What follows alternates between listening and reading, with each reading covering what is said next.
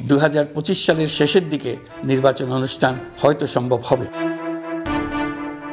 জুলাই আগস্টের ছাত্র আন্দোলনের শেখ হাসিনা সরকার পতনের পর অন্তর্বর্তী সরকারকে দেশ পরিচালনার দায়িত্ব দেয় ছাত্র জনতা। অন্তর্বর্তী সরকার আসার পর থেকে নির্বাচন নিয়ে বেশ আলোচনা ও সমালোচনা হচ্ছে। সংস্কার নাকি নির্বাচন, আগে নির্বাচন নাকি সংস্কার, এমন তর্কে এখন রাজনীতির মাঠে।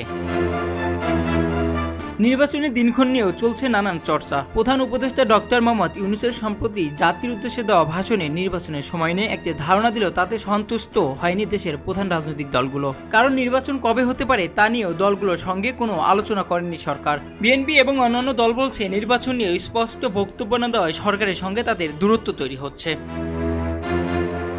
সক্রিয় দলগুলোর বড় অভিযোগ হচ্ছে তাদের সঙ্গে অন্তর্বর্তী সরকারের নিয়মিত আনুষ্ঠানিক বা অনানুষ্ঠানিক কোনো যোগাযোগ নেই। যখন কোনো প্রেক্ষাপট তৈরি হয়েছে তখন প্রধান উপদেষ্টা রাজনৈতিক দলগুলোকে ডেকেছিলেন। এ পর্যন্ত 3 দফায় রাজনৈতিক দলগুলোর নেতাদের সঙ্গে বৈঠক হয়েছে সরকারের। 2025 সালের শেষের দিকে নির্বাচন অনুষ্ঠান হয়তো সম্ভব হবে। তবে অন্তর্বর্তী সরকার জাতির উদ্দেশ্যে দেওয়া ভাষণে নির্বাচনের সময় নিয়ে একটি ধারণা দিয়েছিলেন প্রধান উপদেষ্টা। তিনি বলেছিলেন 2025 সালের শেষ দিক থেকে 2026 সালের প্রথমার্ধের মধ্যে নির্বাচনের সময় নির্ধারণ করা যায়। এরপর প্রধান উপদেষ্টার প্রেস সচিব শরীফুল আলম বলছেন, আশা করতে পারেন যে নির্বাচন হচ্ছে 2026 সালের 30 জুনের মধ্যে। প্রধান উপদেষ্টা ও প্রেস সচিবের বক্তব্যে তথ্যগত পার্থক্য নিয়েও প্রশ্ন তুলছেন রাজনৈতিক দলগুলো। তবে দ্রুত নির্বাচন চাওয়ার ক্ষেত্রে বিএনপির ভিতরে নানা আলোচনা রয়েছে। দ্রব্যমূল্য নিয়ন্ত্রণ করা সহ অর্থনীতিতে গতি আনা, আইন শৃঙ্খলা পরিস্থিতি নিয়ন্ত্রণে ও প্রশাসনকে স্বাভাবিক অবস্থায় আনতে অন্তর্বর্তী সরকার ব্যর্থ হয়েছে। সরকার পরিস্থিতি সামাল দিতে পারছেন না, আর এতে মানুষের মধ্যে সরকারের সম্পর্কে নেতিবাচক ধারণা তৈরি হচ্ছে। দ্রুত নির্বাচনের দাবির পিছনে এ পরিস্থিতিকেও অন্যতম কারণ হিসেবে বলছেন বিএনপি। নির্বাচন যত দেরিতে হবে সংকট ততই বাড়বে বলে মনে করছেন দলটি।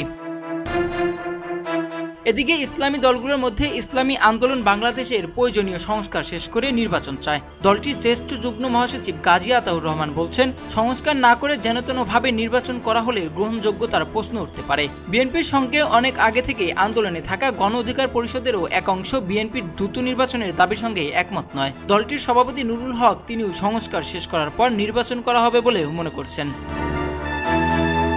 14 জানুয়ারি দুপুরে রাজধানীর গুলশানের বিএনপি চেয়ারপারসনের কার্যালয়ে এক সংবাদ সম্মেলনে দেশের বৃহত্তর স্বার্থে এ বছরের মাঝামাঝিতে নির্বাচন চায় বিএনপি। ভোট বিলম্বিত হওয়ার কোনো কারণ নেই বলেও জানিয়েছেন দলটির মহাসচিব মির্জা ফখরুল ইসলাম আলমগীর। এ সময় তিনি আরও বলেন, নির্বাচন সংস্কার কমিশনের রিপোর্ট জমা দেওয়ার পর এ বছরের জুলাই আগস্টে নির্বাচন আয়োজন সম্ভব। ভোট যতই বিলম্বিত হচ্ছে ততই রাজনৈতিক ও অর্থনৈতিক সংকট তৈরি হচ্ছে।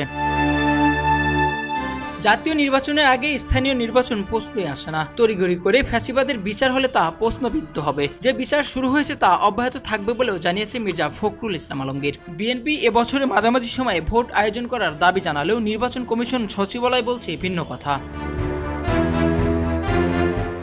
ইসির সচিব আক্তার আহমেদ বলছেন, প্রধান উপদেষ্টা 2025 সালের শেষ থেকে 26 সালের মাঝামাঝি সময়ের মধ্যে নির্বাচনে যে সম্ভাব্য সময়ে কথা বলেছেন, সে অনুযায়ী প্রস্তুতিমূলক কাজ এগিয়ে নিচ্ছেন তারা।